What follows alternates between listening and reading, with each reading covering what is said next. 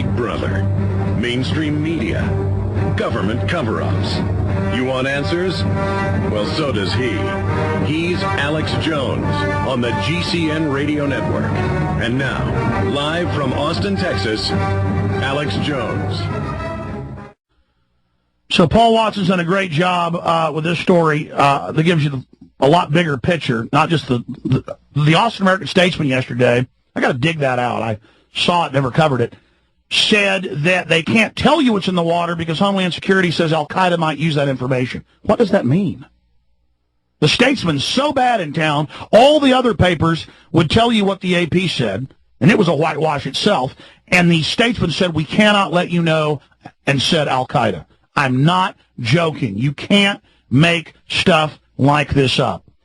Okay, now we're going to shift gears into the Chinese one-child policy, into global warming being a hoax for taxation, into their own documents, Carnegie documents and others admitting what this will do.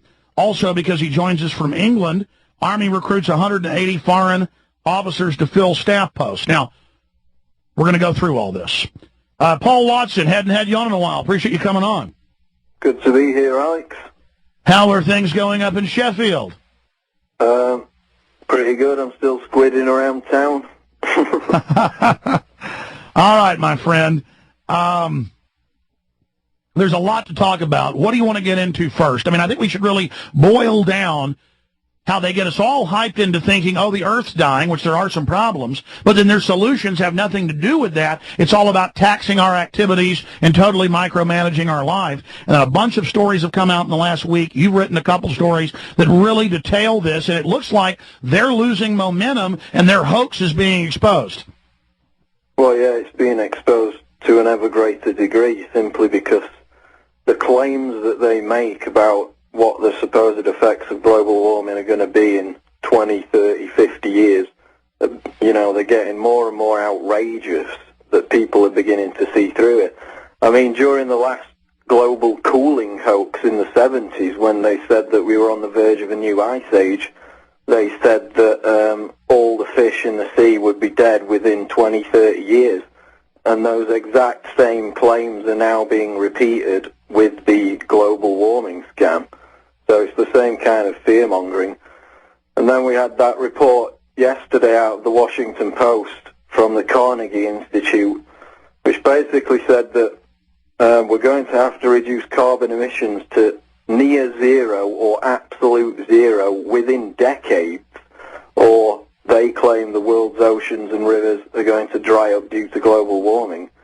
The fact that this would set technological progress back hundreds of years and effectively, you know, return man to the Stone Age was not even mentioned by the Washington Post, who, you know, gave it sober gravitas.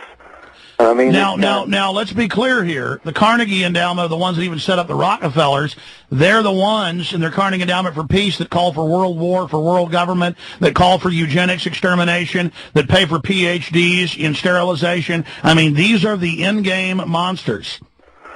Exactly. And it all tracks back to the origins of when the legitimate concerns about the environment, you know, things like toxic waste dumping, you know, deforestation, were hijacked around the late 80s, early 90s by these same globalist interests. And in that article that I wrote yesterday, I include quotes from the Club of Rome. They did a report in 1991 entitled The First Global Revolution. And in that report, it states, quote, "In searching for a new enemy to unite us, we came up with the idea that pollution, the threat of global warming, water shortages, famine, and the like would fit the bill. All these dangers are caused by human intervention. The real enemy, then, is humanity itself." So there you have the Club of Rome stating on record that they would use global warming as a means of uniting the people behind their agenda. And what was their agenda? In the same report, it states, quote, "State sovereignty must be altered in a globalized era, that a system of world government must be created and sovereignty eliminated in order to fight global warming as well as terrorism." That was Richard Haas, who is now the president of the Council on Foreign Relations. And I've so told you, stay there. We're going to come back and go back over those quotes again. Understand, it's the twin tracks of terror and carbon. And that's how they're going to micromanage and carry out the exterminations. We'll be right back.